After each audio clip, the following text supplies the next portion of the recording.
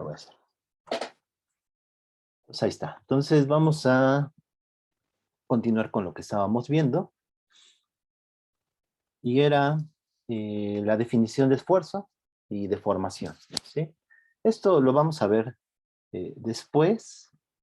Lo vamos a retomar cuando veamos la parte de termodinámica. Pero hemos definido dos esfuerzos, ¿sí? El esfuerzo normal y el esfuerzo cortante o de cizalla. Este esfuerzo cortante aquí nos va a ayudar en fluidos. Para definir un fluido, de una manera de cómo responde un fluido ante los esfuerzos cortantes, una manera mecánica, si quieren ponerlo así, de la definición de un fluido. Y esta parte la vamos a retomar para esfuerzos normales cuando veamos la parte de termodinámica, ¿sí? Les comenté la vez pasada que estos esfuerzos, pues lo que producen, lo que provocan sobre un medio elástico en general, lo llamamos así, es decir, que se deforma, eh, lo que producen es una deformación, ¿sí? O sea, se comprime el medio o se estira cierta longitud, ¿sí? Pero esto es por aplicación de una fuerza externa, es decir, por medios mecánicos. Pero también lo que se observa experimentalmente, y ustedes lo saben, lo han visto, tienen noción de eso, es que un cuerpo también se puede contraer o dilatar debido a cambios de temperatura. Entonces, esa parte la vamos a ver en termodinámica y vamos a generalizar esto, ¿sí? Estos cambios, o sea, estos cambios de longitud, eh, debido a esfuerzos mecánicos y debido a esfuerzos, entre comillas, o le llamamos más bien dilatación o compresión debido a cambios de temperatura. Se calienta o se enfría un medio, una sustancia, eh, debido a cambios de temperatura.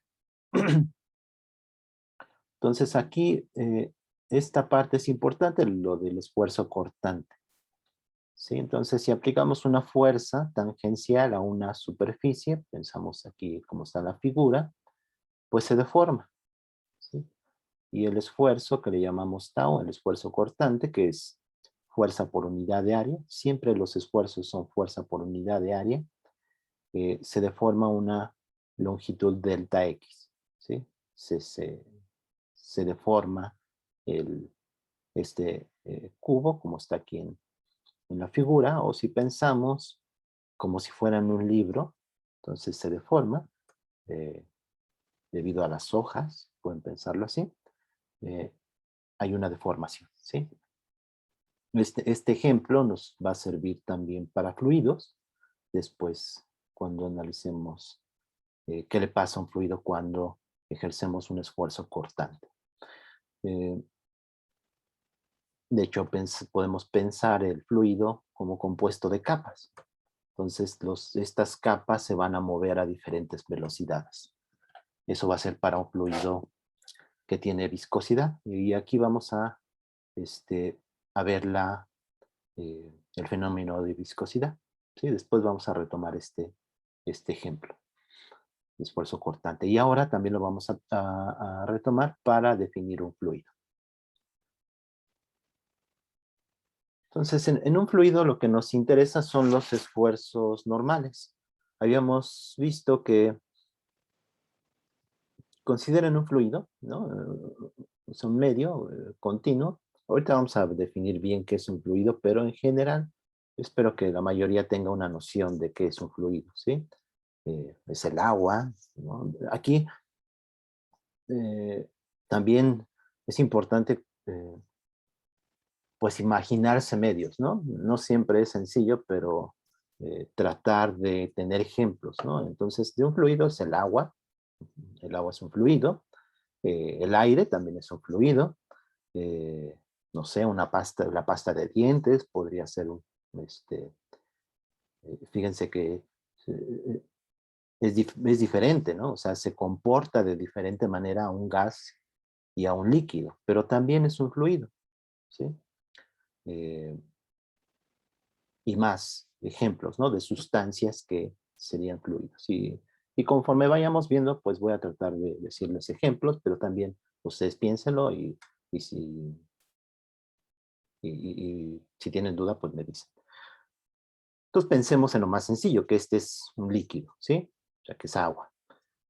Entonces, en cada punto podemos definir un área, ¿sí? En realidad, todo tiene que ser en un punto y por lo tanto una diferencial, ¿sí? Porque en cada punto puede variar eh, esta fuerza, ¿sí?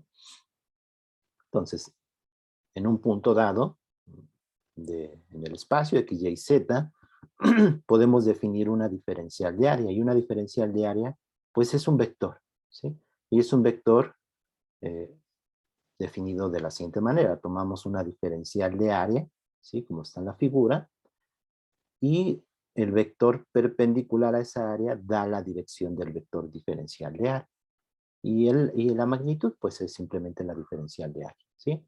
En coordenadas cartesianas, por ejemplo, esa diferencial de área sería eh, de X de Y o de Y de Z, etcétera, dependiendo el plano donde esté dirigido esa diferencial de área. O sea, en cartesianas, esta diferencial de área puede ser de X de Y o puede ser de Y de Z, ¿sí? Como está aquí en esta figura, ¿no? Podemos hacer diferentes planos. Pero en general, pues, puede tener cierta dirección en cualquier dirección que ustedes elijan. Entonces, una fuerza dada en ese punto, en esa diferencial de área, siempre se puede definir una fuerza dada que tiene cierta dirección, no necesariamente en la dirección de la diferencial de área. Aquí ya no lo puse, pero aquí en la figura estaría la diferencial de área así, ¿sí? Pero esta fuerza está en esta dirección, en este punto. Es una fuerza debido a algo, ¿sí? Algo externo. O el propio líquido. Pero lo importante es que es una fuerza y esa fuerza siempre la podemos descomponer en una componente normal y en una componente tangencial. La componente normal pues me va a definir un esfuerzo normal y la componente tangencial un esfuerzo cortante o de cizalla, como vimos antes, ¿sí? Entonces un fluido y una definición eh, respecto de esto, de los esfuerzos cortantes y los esfuerzos normales de un fluido. Entonces un fluido se puede definir como una sustancia que se deforma continuamente cuando se somete a un esfuerzo cortante. No importa cuán pequeño sea ese esfuerzo, ¿sí? Entonces, regresemos a esta figura. Yo les había dicho, piensen, por ejemplo, que esto fuera un pedazo de gelatina, ¿no? Ahí tienen un pedazo de gelatina, eh, y si ejercen un esfuerzo cortante y dejan de aplicarlo, la gelatina en principio recobra eh, vuelve a su estado original. Sería como un medio elástico tipo resorte, ¿sí? Pero, por ejemplo, si fuera miel, ¿no? O si fuera agua, entonces por leve que ustedes apliquen este esfuerzo cortante, por pequeño que sea, el medio eh, se deforma continuamente. No regresa a su posición original y se deforma continuamente. Piensen aquí en el libro, si ustedes en el libro no, como están todas las hojas sujetas al lomo, no funciona tanto, pero piensen que son hojas, todas las hojas apiladas. Entonces ejercen cierto esfuerzo y esas hojas pues se están moviendo continuamente, ¿sí? Esa es la definición de un fluido, desde un punto de vista mecánico, si quieren verlo así. Desde un punto de vista físico, microscópico, siempre aquí, más en fenómenos colectivos, es importante como que tratar de identificar estos dos o hasta tres eh, maneras de entender las sustancias o la materia. Una visión microscópica, ¿sí? que tiene que ver con los átomos, las moléculas que forman cierta sustancia, o el extremo, un punto de vista macroscópico, que significa pues que es un conjunto ya de muchos átomos, de muchas partículas, y la sustancia es la que nosotros como humanos podemos identificar, ¿sí? Un líquido a nivel microscópico pues está formado por moléculas o átomos, moléculas, pensemos en el agua, son moléculas que se pueden mover, pero no se pueden mover libremente, ¿sí? O sea, se mueven respecto de respecto de cierta posición, ¿sí? O sea, no son libres del todo, sino que se mueven, ¿sí? Eh, a lo largo de todo el fluido, de todo el medio, pero no son libres, a comparación de un gas. En un gas, los átomos o las moléculas sí que se mueven libremente, ¿sí? Ese es un punto de vista microscópico y voy a estar continuamente refiriéndome a eso, ¿sí? Y esa sería otra definición de un fluido, ¿sí? Desde el punto de vista microscópico. Pero ahorita solamente, bueno, ahorita nos interesa este, ¿sí? Entonces es un medio que cuando se somete a un esfuerzo cortante se deforma continuamente. Aquí, respecto de esto del esfuerzo normal, o sea, puede haber un esfuerzo cortante, pero el esfuerzo normal es lo que definimos como la presión, ¿sí? O sea, el esfuerzo normal me lleva al concepto de presión.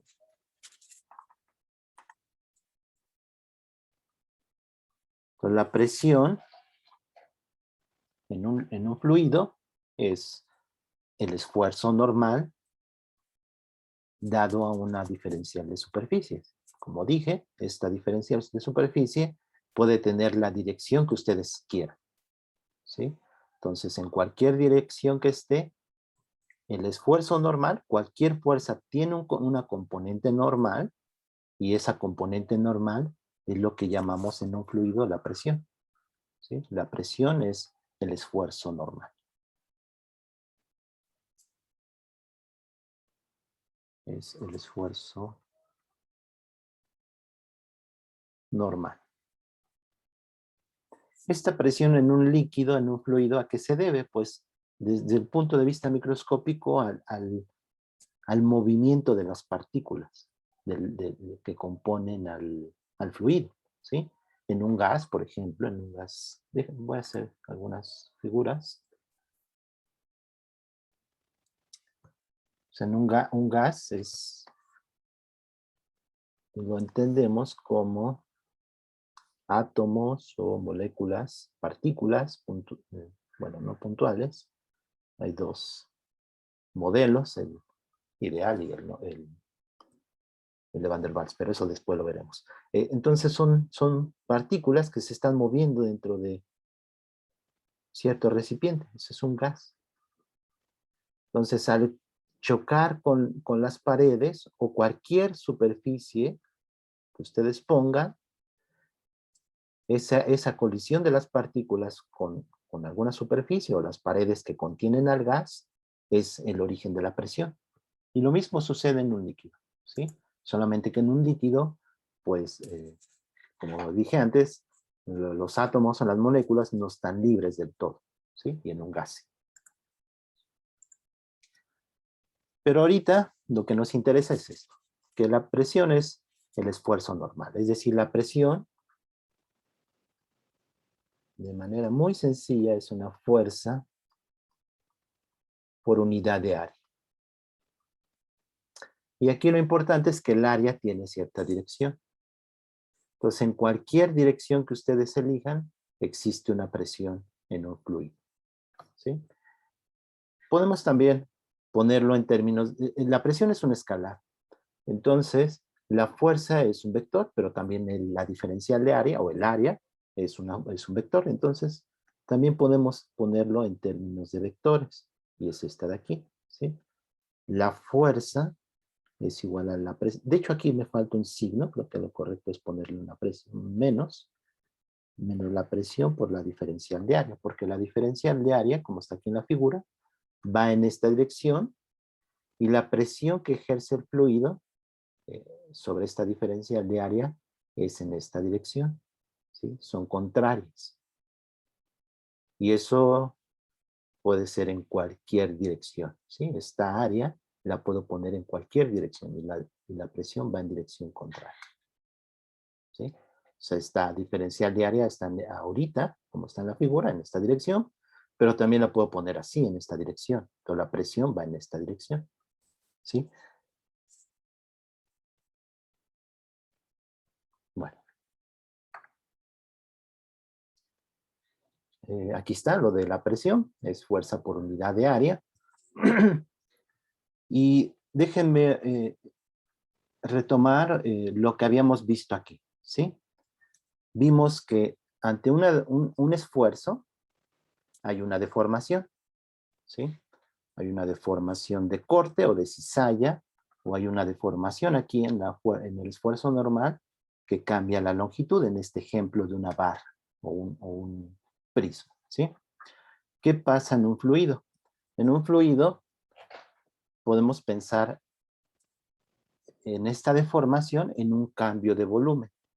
Entonces nosotros tenemos cierto volumen de ese fluido, hay cierta presión que se está ejerciendo sobre ese volumen, y debido a esta presión puede cambiar el volumen, ¿sí? Un delta V. ¿Sí? V0 es el volumen original. Si hay una presión aquí afuera que se ejerce en cada punto de ese volumen, entonces hay un cambio de volumen, delta V. Entonces lo que definimos aquí como esfuerzo es delta V entre V0. ¿Sí? Entonces el esfuerzo, perdón, la deformación aquí es un cambio de volumen.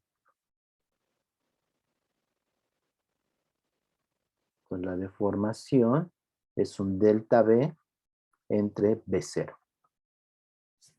¿Y cuál es el esfuerzo? Pues la presión, porque la presión es un esfuerzo, es el esfuerzo normal. Es la presión. ¿Y qué se observa experimentalmente? Otra vez, una proporcionalidad entre el esfuerzo, que aquí lo estoy denotando con un delta P, o sea, un cambio de presión, es proporcional a la deformación, delta V entre V0.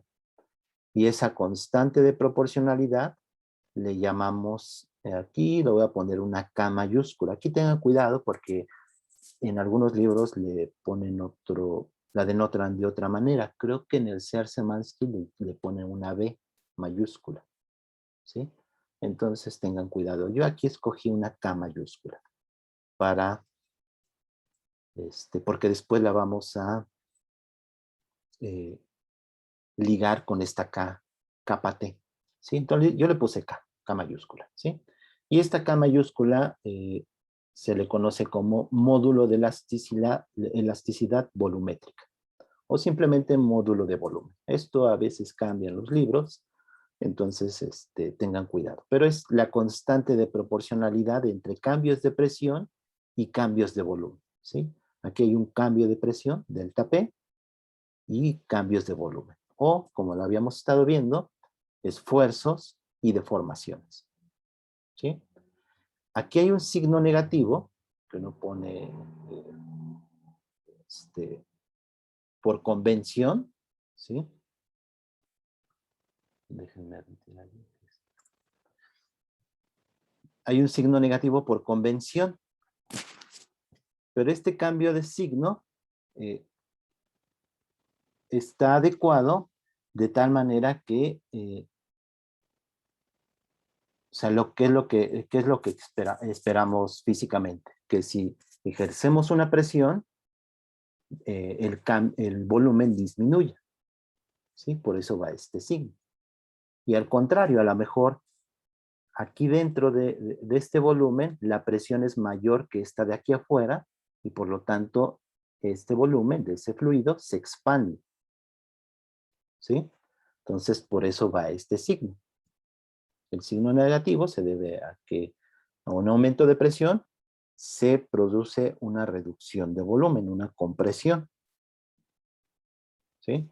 Y el signo negativo, les digo, es una convención. Pero lo importante es esto, que si la presión aumenta, se reduce el volumen. Nunca van a ver lo contrario. ¿Sí? Y eso es bien interesante porque después lo vamos a ver más bien no en términos de K, sino de kappa T. Kappa T es el inverso de K y se le define así como menos el cambio de volumen entre V0 por el cambio de presión. ¿Sí? Lo voy a poner aquí. Kappa T es menos 1 entre V0 delta V entre delta P. Este se llama coeficiente de compresibilidad isotérmica porque se hace a temperatura constante. Después lo veremos en la parte de termodinámica. Aquí nada más lo que quisiera decir es que eso que vemos, eso que esperamos físicamente, que ante un aumento de presión, el volumen del fluido se comprima,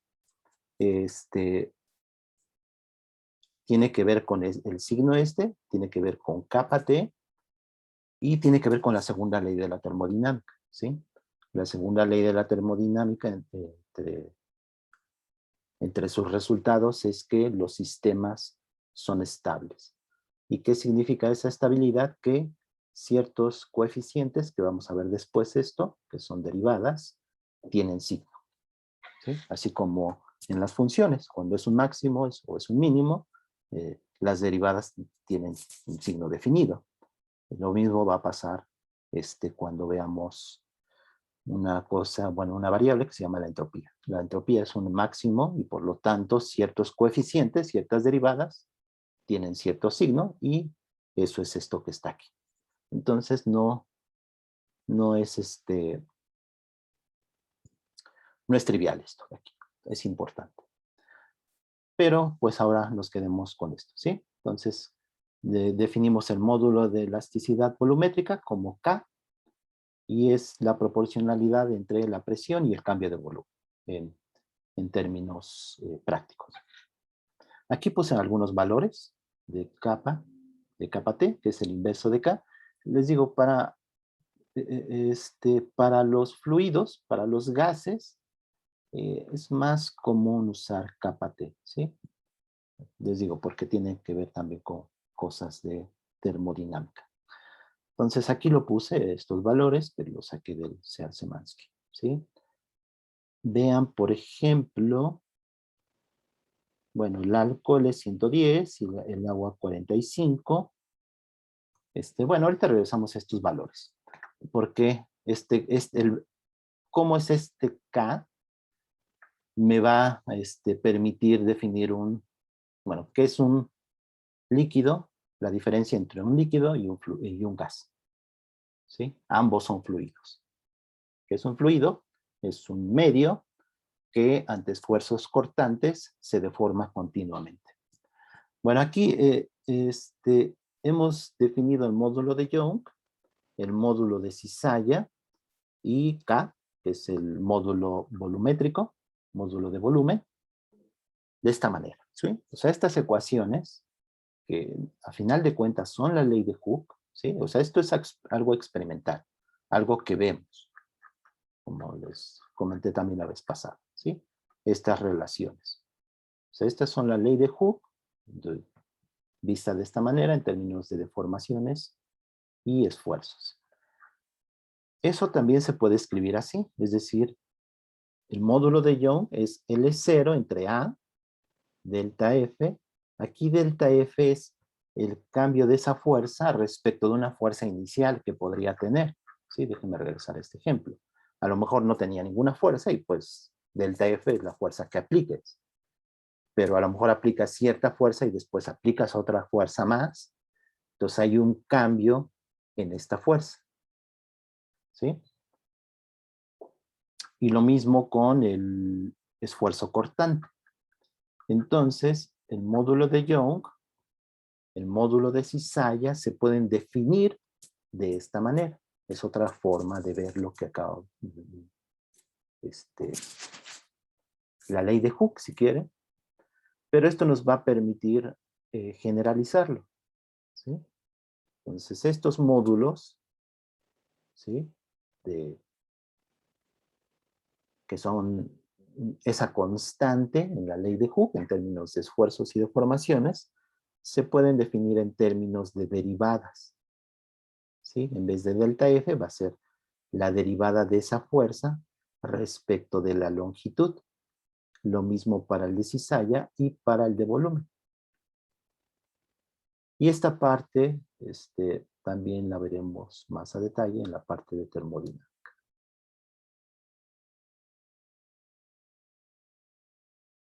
¿Sí? Porque hay más, como les dije, porque son parciales. Bueno, una derivada parcial es una derivada de una función que depende de más de una variable, ¿no? De dos variables o más.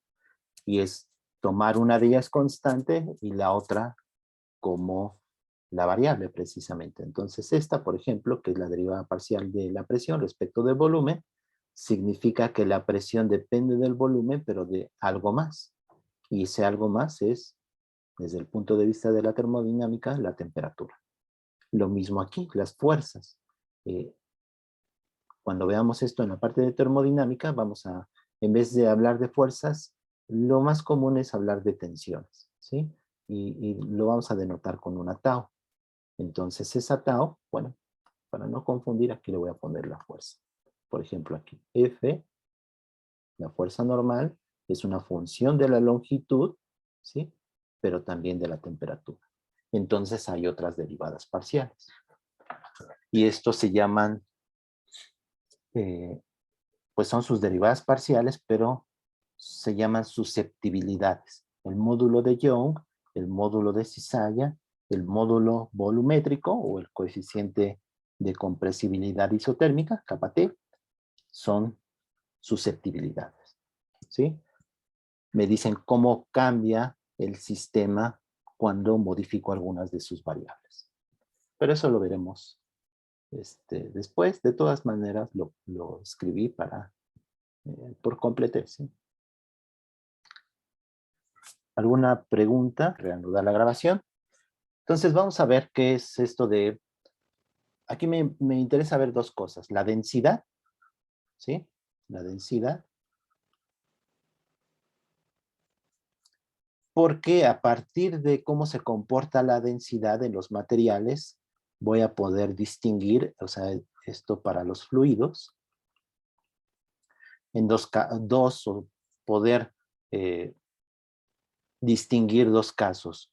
Un gas, ¿sí? Bueno, un líquido. Un líquido es incompresible, y es lo que vamos a ver ahorita. Y un gas sí es compresible. Es decir, si ustedes ejercen una presión, se puede comprimir, pero un líquido no. Bueno, todo esto de manera aproximada, ¿sí? En un gas.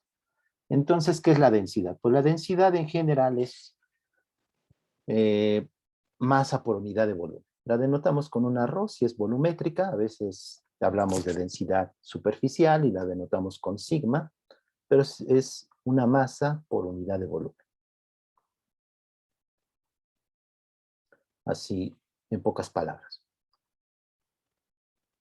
¿Sí? Ahora, en un cuerpo, en general, esta densidad no tiene por qué ser necesariamente homogénea, sino que puede depender en cada punto. Se puede ser una función de X, Y, Z.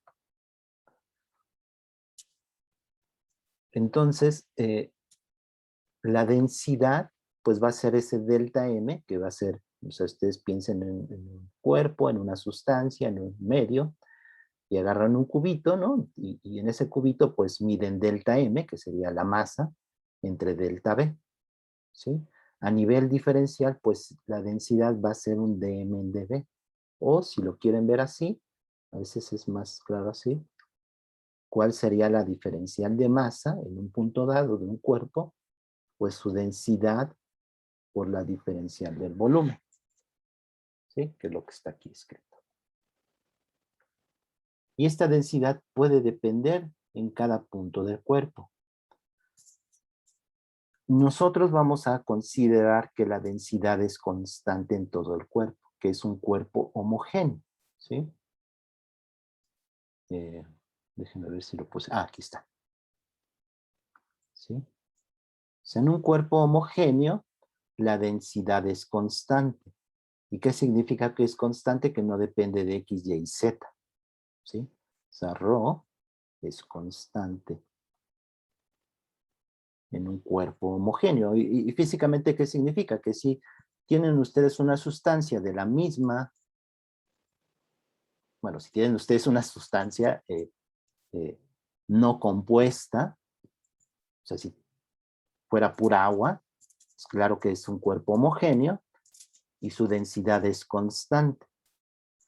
Pero esta densidad podría cambiar si el cuerpo está compuesto de diferentes sustancias. Por ejemplo, yo puse aquí la Tierra, ¿no? La Tierra se sabe que está compuesta de diferentes mantos y cada manto tiene ciertas propiedades. Entonces la densidad seguro que no es constante eh, eh, en todo la Tierra, ¿sí? El interior de la Tierra.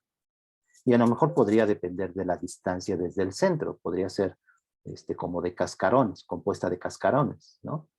Entonces, esta densidad en principio podría depender de R, ¿sí? De la distancia radial. Entonces, este es un caso donde la densidad no es constante en todo el cuerpo.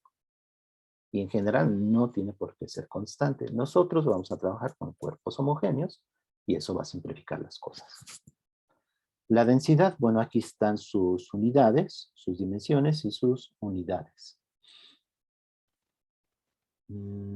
Déjenme ver qué más, porque quisiera hacer... Bueno, aquí están típicos valores de la densidad, pero, déjenme ver. Bueno, aquí quería comentar otra cosa. Esta densidad, o sea, puede cambiar su distribución, o sea, perdón, esta densidad puede cambiar debido a que el cuerpo está compuesto de diferentes sustancias, ¿sí? Por lo general pensamos que una sustancia, su densidad es constante, pero hay otro elemento, la densidad también puede cambiar con su temperatura. Por ejemplo, la densidad del agua no es la misma a 6 grados que a 40 grados. Aumenta un poco, ¿sí? Entonces también depende de la temperatura. Por eso son propiedades, la densidad es una propiedad termodinámica, depende de la temperatura. Y eso lo veremos después. Entonces, pero solo quisiera decir que también podría cambiar debido a la temperatura, ¿sí? Pero un cuerpo homogéneo, su densidad es constante. Y pensemos ya en un cuerpo homogéneo. A ver, quisiera ahorita ver si me da tiempo hacer un ejemplo con algo que depende de la distancia, que depende de R, para el caso de una esfera sólida. Pero ahorita veo si lo hago. Pero pensemos ya en un cuerpo homogéneo, a una temperatura dada, su temperatura no cambia y por lo tanto su densidad es constante. La densidad es una cantidad intensiva, ¿sí? Rho es intensiva. ¿Qué significa que sea intensiva? En física, las variables de las sustancias, las variables termodinámicas, las distinguimos entre intensivas y extensivas.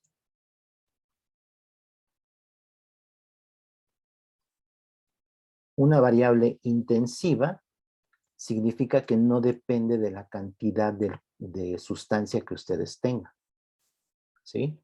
La densidad es una magnitud, una cantidad intensiva, no importa. La densidad del agua es un gramo sobre centímetro cúbico a temperatura ambiente, independientemente de si tienen un vaso de agua o si es la piscina, ¿sí? O sea, no depende de la cantidad de agua que tengan. Es bastante claro, la densidad es la misma. Y las variables extensivas dependen de la cantidad que tengan. La masa sí, o sea, la masa del agua que ustedes tengan en el vaso no es la misma que la masa del agua que está en la piscina, ¿sí? La masa es una cantidad extensiva. La densidad es una cantidad intensiva. Otro ejemplo de variables intensivas es la temperatura, ¿sí? La temperatura no importa si tienen el vaso de agua, tiene cierta, si estuvieran obviamente en las mismas condiciones, pues tiene la misma, si tiene la misma temperatura que la de la piscina, si ustedes arrojan el vaso de agua a la piscina, no va a y están a la misma temperatura, no va a cambiar la temperatura, a pesar de que juntaron el agua de la piscina con el agua del vaso, ¿sí? Es otra manera también de distinguir las cantidades intensivas y extensivas. Las extensivas son aditivas, ¿sí? Si se adhiere más masa, obviamente va a cambiar la masa, ¿sí? Y una magnitud intensiva, pues no, una magnitud intensiva, sí, es la misma, como dije, es la misma de si ustedes arrojan el agua, que tienen el vaso de agua a la piscina, la densidad es la misma, ¿sí? Y otra vez con la temperatura, también sucede lo mismo, si están a la misma temperatura. Si están a diferente temperatura, bueno, las cosas cambian. ¿Qué más? Bueno, esto de aquí es lo que quería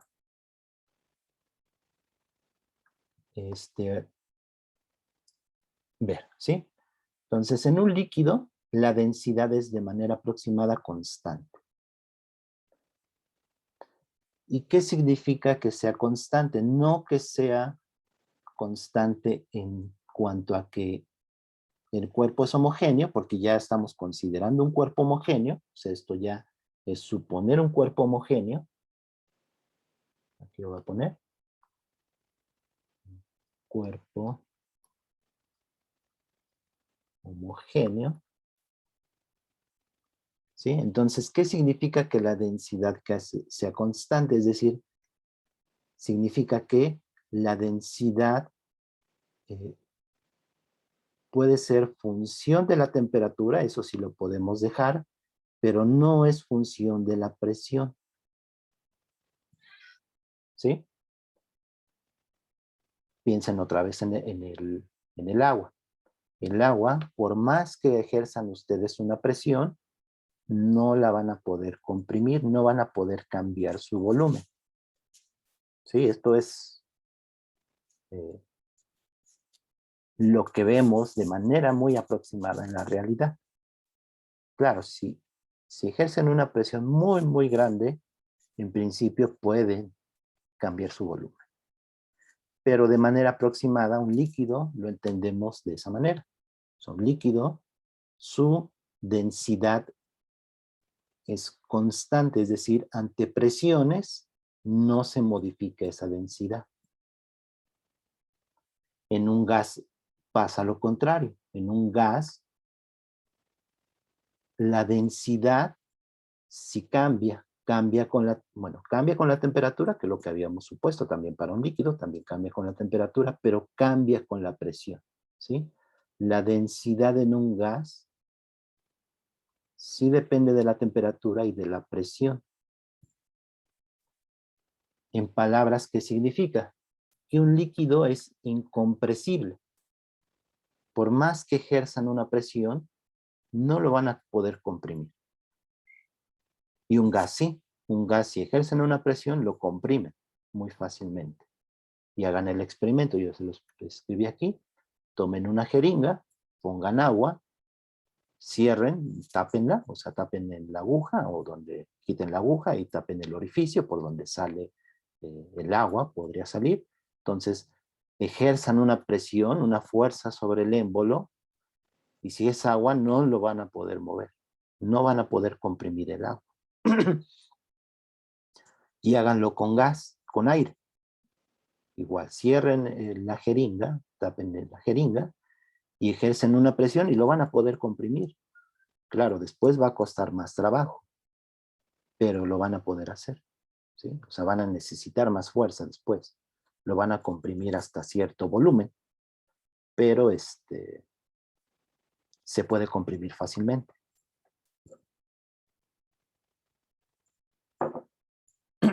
Y eso es lo que vamos a, esa va a ser nuestra manera de diferenciar entre un líquido y un gas. ¿Sí? Ambos son fluidos, pero un líquido es incompresible. En términos de K, que es el módulo de volumen, este que está aquí, significa que ante cambios de presión no se modifica el volumen, ¿sí? O aquí, si lo podemos poner en términos también de capa T. O sea, este delta B es aproximadamente 0. Entonces, capa T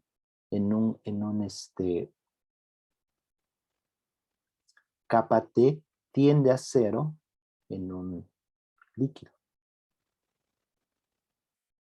O K, que es el módulo de volumen, como es el inverso, tiende a infinito en un líquido. ¿De acuerdo? En un gas no, en un gas depende muy, muy fuertemente de la presión. Y en el gas, aquí yo puse la ecuación de gas ideal, que después la veremos, pero solamente lo puse como ejemplo, ¿sí? Esta es la ecuación de gas ideal.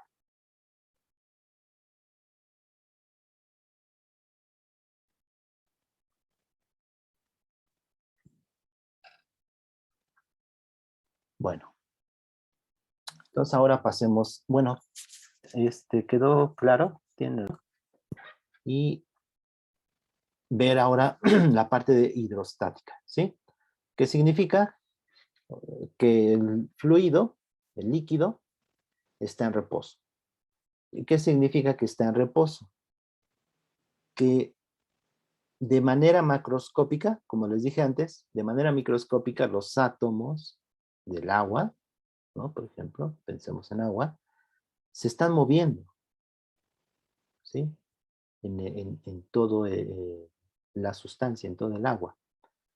Pero ese movimiento no lo notamos a nivel macroscópico.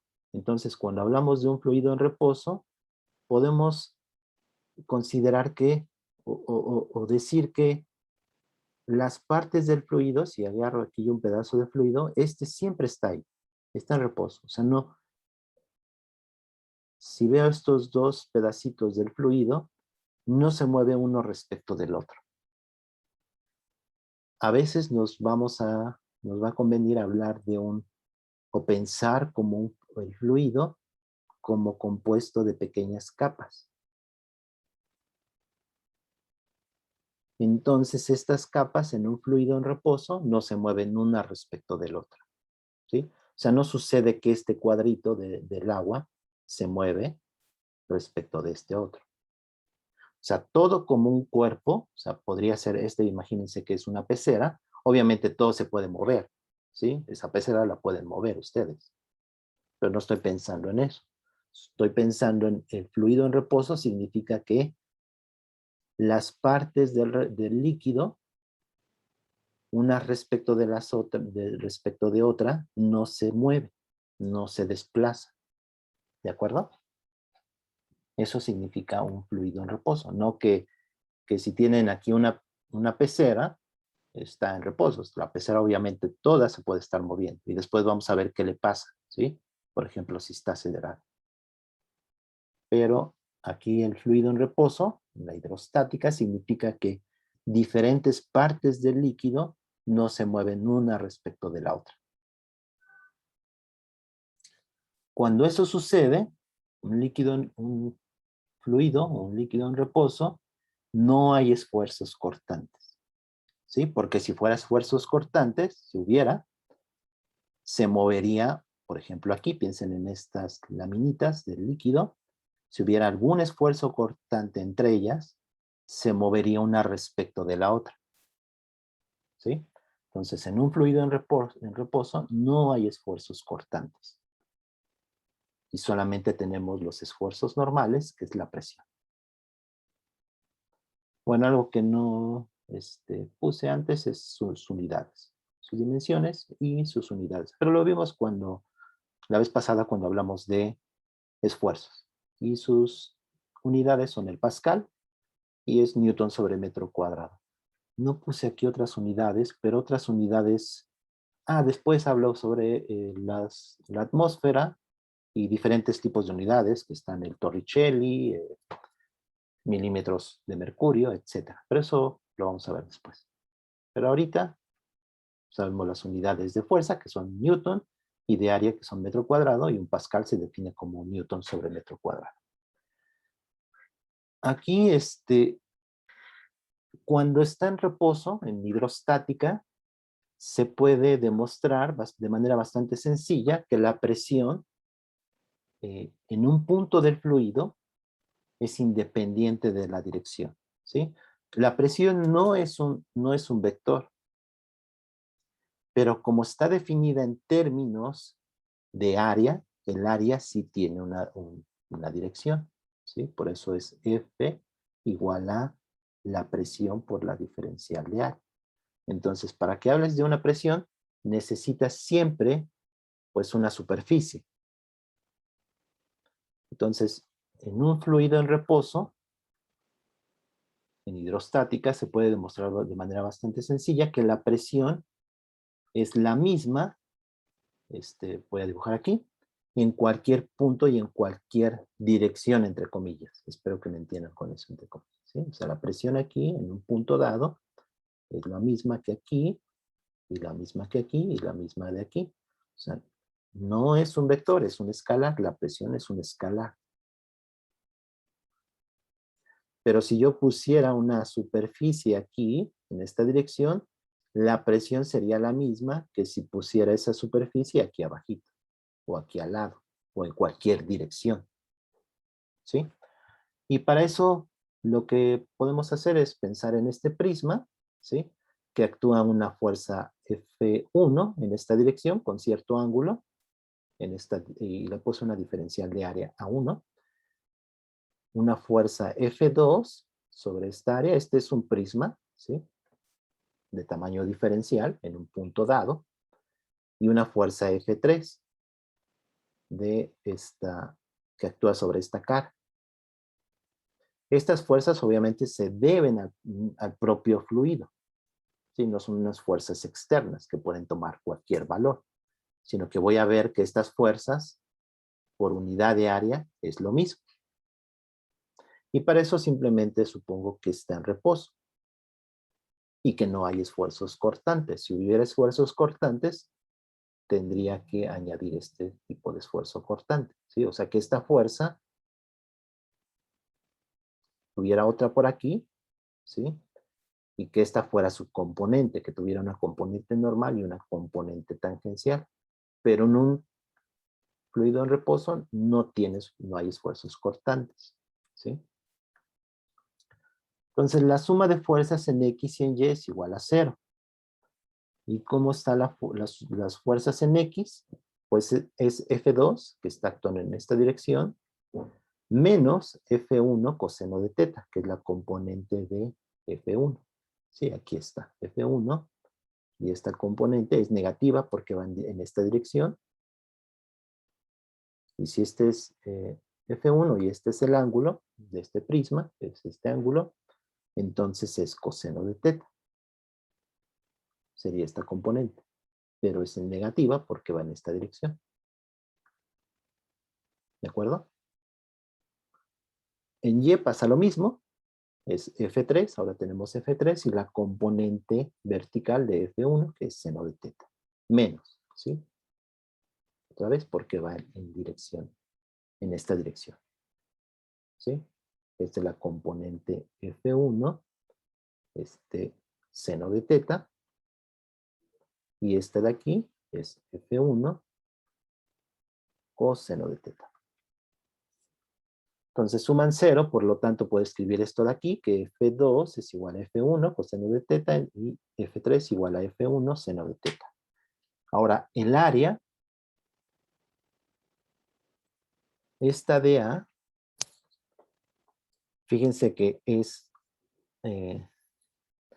DA2, la diferencial esta de aquí, de área 2, esta área, no es más que la sombra que proyecta esta diferencial de área de A1. Sí, aquí está. Por lo tanto, este de A1 coseno de teta es igual a d a 2, la diferencial de área 2. Y lo mismo sucede con su proyección que hace en este plano, de esta área, de este pedazo del prisma, de esta cara del prisma. Y por lo tanto, d a 3, que es esta de aquí, es d a 1, que es este de aquí, esta cara, por seno de teta. ¿Sí? Es como proyectar esta área. Les digo, siempre un área es un vector. Los cuales son sus proyecciones, pues lo puedes proyectar esta área en esta dirección y en esta de aquí, perdón, esta de aquí abajo, ¿sí? Que sería esta de aquí, que sería esta proyección. Este es A seno de teta y en una componente así, que sería esta de aquí, que sería A coseno de teta. ¿Sí? Entonces, dividiendo, haciendo esta razón de F2 entre su área, ¿sí? Ahorita no estoy hablando de presiones, es a lo que voy a llegar. F2 entre la diferencial de área donde actúa, en esta área, es igual a F1 coseno de teta, por esta igualdad, entre eh, esta área que es dA1, pero, perdón, esta igualdad, de aquí es F2, es por y este dA2 por esto de aquí. Entonces, dA2 es diferencial de área 1 por coseno de teta.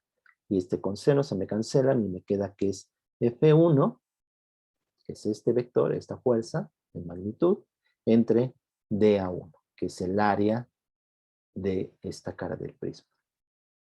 Y lo mismo puedo hacer para F3. F3 entre dA3 es igual a F1 entre esta área de A1. Y precisamente esto es lo que estoy definiendo como la presión, fuerza por unidad de área. Y es la misma para las tres caras y de de estas fuerzas que están actuando. Déjenme borrar para que sea más claro. Y con esto muestro que la presión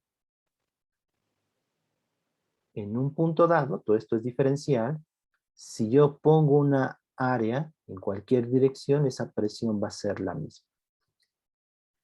Eso se le conoce como el principio de Pascal. ¿Sí? El principio de Pascal es una consecuencia de eso. ¿Sí? ¿Qué me dice el principio de Pascal? Que si yo aplico una presión, piensen en un contenedor, ¿no? Donde tienen diferentes agujeritos y ejercen una presión, ¿no? Aquí que pueden ejercer una presión aquí en una entrada y está llena de agua, ¿sí? La presión que ejerzan ustedes la van a transmitir, entre comillas, es decir, esta presión va a ser la misma en cualquier punto del fluido, del agua, ¿sí? Bueno, si esto es agua.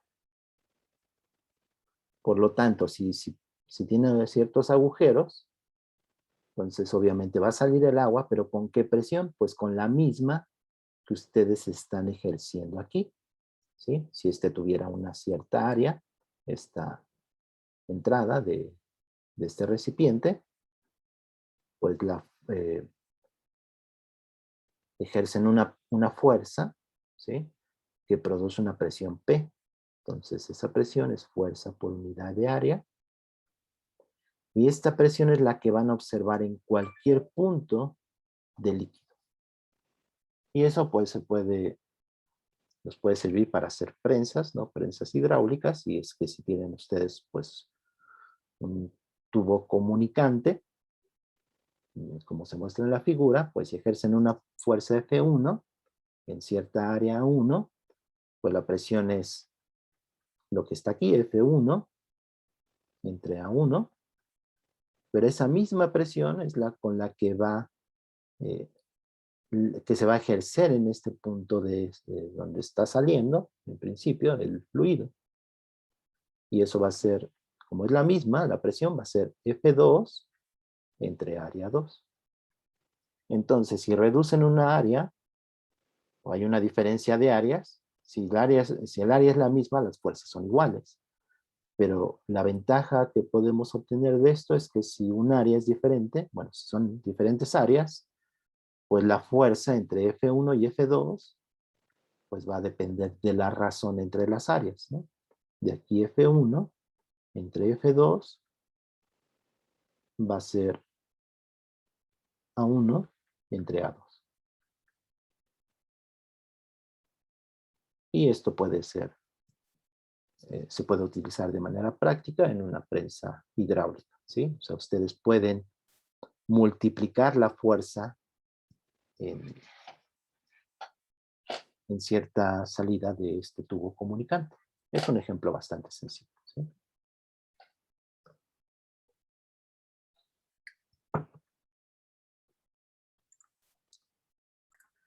Entonces pensemos en una esfera, ya no lo puedo hacer, cuya densidad cambia con la distancia, ¿no? Por ejemplo, podría ser la Tierra. Ese ejemplo me surgió con la Tierra, ¿sí? O sea, la Tierra sabemos que está compuesta de mantos y por lo tanto la densidad puede cambiar con la distancia radial. Pues va a ser una esfera de radio R, ¿sí? R mayúscula, y a una distancia R, R minúscula, va a depender la densidad, es decir, la densidad, déjame hacer esto más pequeño. La densidad no es constante, sino que depende de R. ¿Sí? Por ejemplo, bueno, yo estuve buscando, y todo esto me surgió con el de la Tierra. Para la Tierra, la densidad, lo que encontré es que la densidad como que se puede separar en dos. O sea, que sea a cierta distancia, esto va a ser en R, y aquí la densidad. Que tiene dos valores principalmente. A cierta distancia, o sea, es más pesado. Eso de pesado significa que tiene mayor densidad. Y después es menos, tiene menor densidad, ¿sí? Eh, a cierta distancia R. Pero podemos pensar lo que es una función diferente, ¿sí? No sé, por ejemplo, si la densidad de la Tierra variara de manera suave, su variación fuera de manera suave, podríamos pensar algo de este tipo. Por ejemplo, que su densidad en el centro, obviamente para R pequeños, tiene mayor densidad que para los mantos exteriores. Entonces, yo me imaginé algo así, o sea, podríamos pensar algo así, ¿no? ¿Sí? O sea, esto es algo suave, ¿no? Que la densidad va variando, va decreciendo, y de hecho aquí no tiene por qué ser cero, sino que podría ser cierto valor diferente de cero.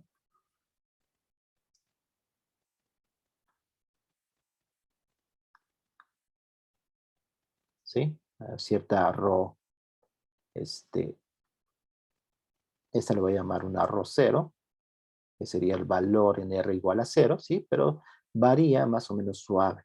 Después empieza a decaer esta densidad, a lo mejor yo creo que sería lo más correcto, porque el centro siempre es más pesado, porque son metales, ¿no? Es lo que, el modelo que entiendo que es el de la Tierra, ¿sí?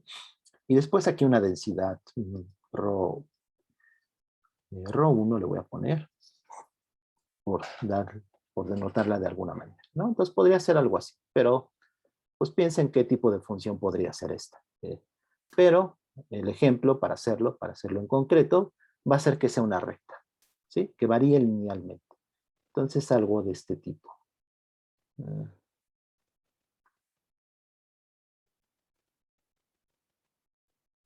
Y este es en R mayúscula, en la superficie, ¿sí? Entonces, la densidad varía así. Es decir, la densidad decae linealmente con la distancia. Entonces, ρ, ¿cómo la puedo escribir? Es una recta que pasa por R0, en R igual a 0, ¿sí? Y en R mayúscula, en la superficie, pasa en ρ igual a 1. Entonces, ¿cómo puedo escribir esta densidad como función de R?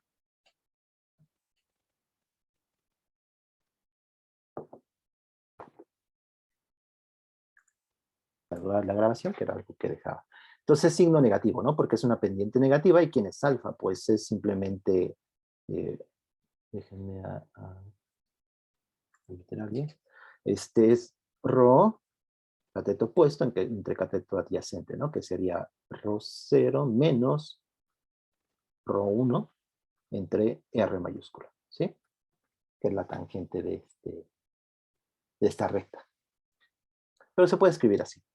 Eso es lo que me interesa ahorita. Es una recta, ¿no? Entonces, la densidad varía así. Entonces, ¿cuánto sería la masa de toda la esfera? Pues sería la integral de dm. ¿En dónde? En todo el volumen de toda la esfera. ¿Y quién es dm? Pues puedo pensar en un anillo, en un cascarón, ¿sí? De diferencial de masa dm. Entonces, este tiene su masa dm. ¿Y cómo lo puedo escribir en términos de la densidad? Pues es, ya vimos, el ρ por dB. Ρ por dB. Ρ por dB.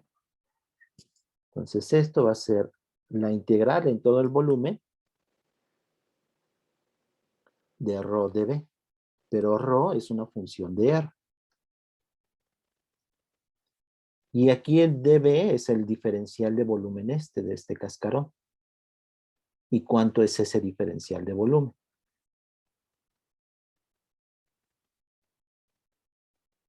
De un cascarón esférico.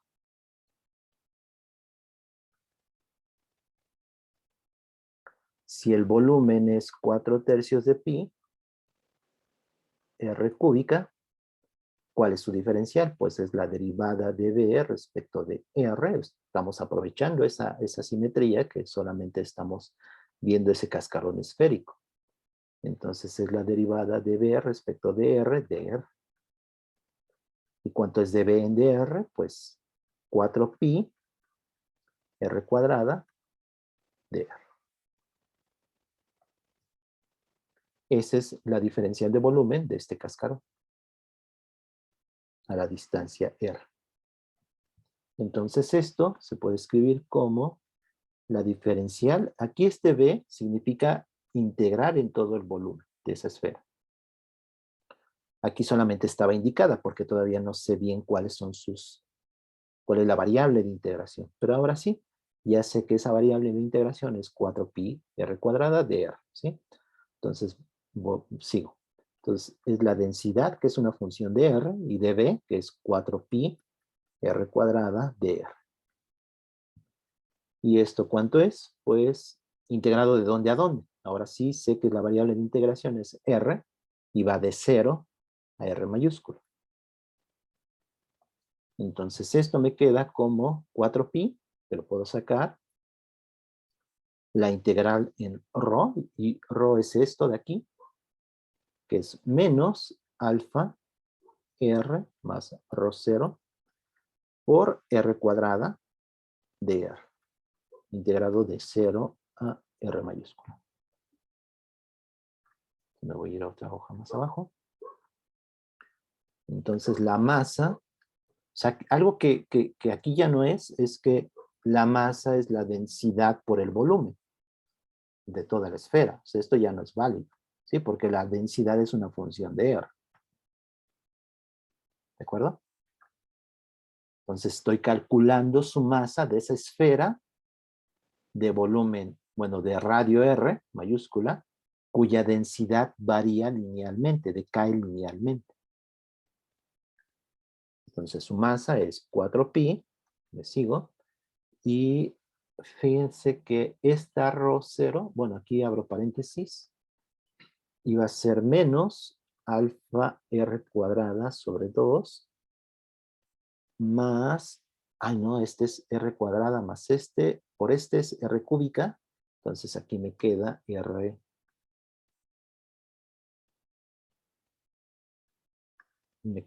cuarta, ¿no?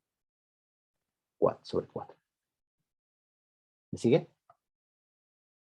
Entonces este es r Sí. cuadrada, con este r me queda r cúbica, integrado en r, me queda r cuarta de 0 a r mayúscula. Más esta integral, más ρ0 por r cúbica, porque está r cuadrada, sobre 3. Y todo eso integrado de 0 a r. Pero en 0 pues es 0, ¿no? Entonces me queda 4pi. Fíjense, voy a sacar este 3. Entonces me va a quedar 4 tercios de pi. Y todo va a estar evaluado en R mayúscula. ¿Sí? Bueno, lo voy a hacer. Menos alfa R mayúscula a la cuarta sobre 4. Bueno, pero como saqué el 3, me queda aquí un 3. Y ahorita van a ver por qué. Porque aquí ya quiero sacar un volumen. Pero denme chance. Entonces, este es ρ0 por R cúbica. ¿De acuerdo? ¿Me siguen hasta aquí? Sí. Ok. Entonces, fíjense, ahora sí puedo sacar el R cúbica. R mayúscula. Ya evalué, ¿sí? Y ese es el volumen de la esfera. Entonces es 4pi, 4 tercios de pi, R cúbica, pero tengo estos términos, que es menos 3 cuartos de alfa, y alfa es una cantidad adimensional, vean. No, es con dimensiones, es densidad volumétrica entre R. ¿Sí? Entonces todo checa en unidades, lo pueden revisar. Ya me estoy yendo un poco rápido porque ya va a terminar. Entonces me queda menos 3 cuartos de alfa R, ¿no?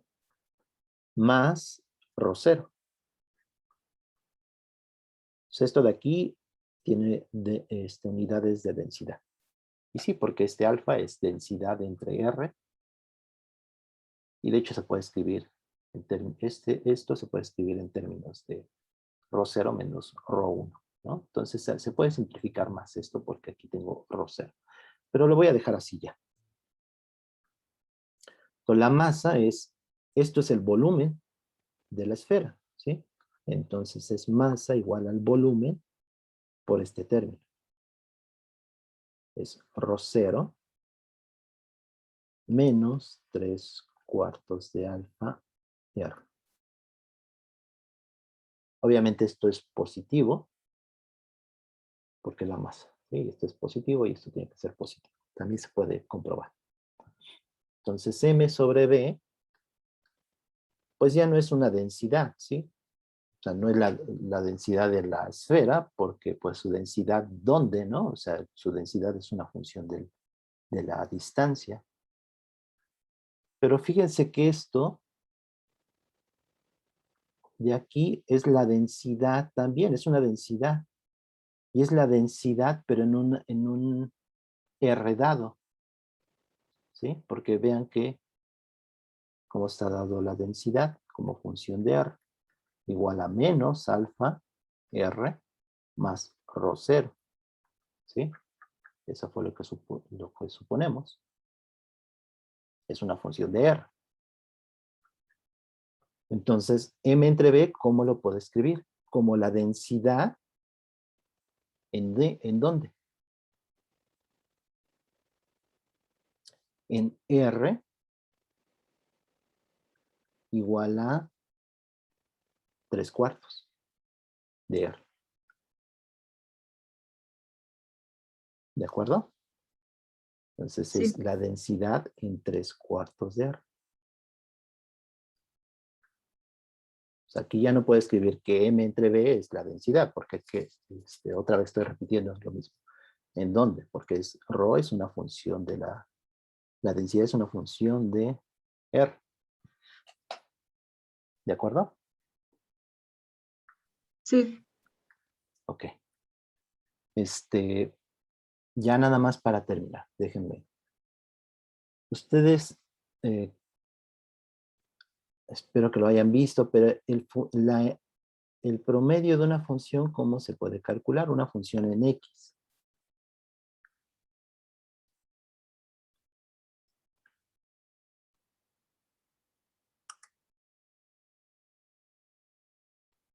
Si es una función de X, ¿cómo se define el promedio de esta función?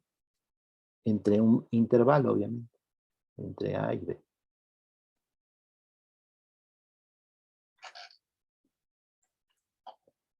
Ajá, la integral entre el intervalo, ¿sí? Así se define. El promedio de una función es 1 entre b menos a por la integral de a a b de la función f de x en dx, ¿sí? Y esto viene del teorema del valor medio en su versión integral. Si ustedes tienen una función continua y todo lo que dice en el cálculo, pues hay un punto, ¿no? Y un punto, y donde la función, es decir, geométricamente, recuerden que la integral es el área, ¿no? Bajo la curva. Entonces hay un punto de ese intervalo donde el área, que es de todo la integral, es de la función, es esta área, ¿no? Pero hay un punto hay un punto en este intervalo donde esta área es la misma que de este rectángulo.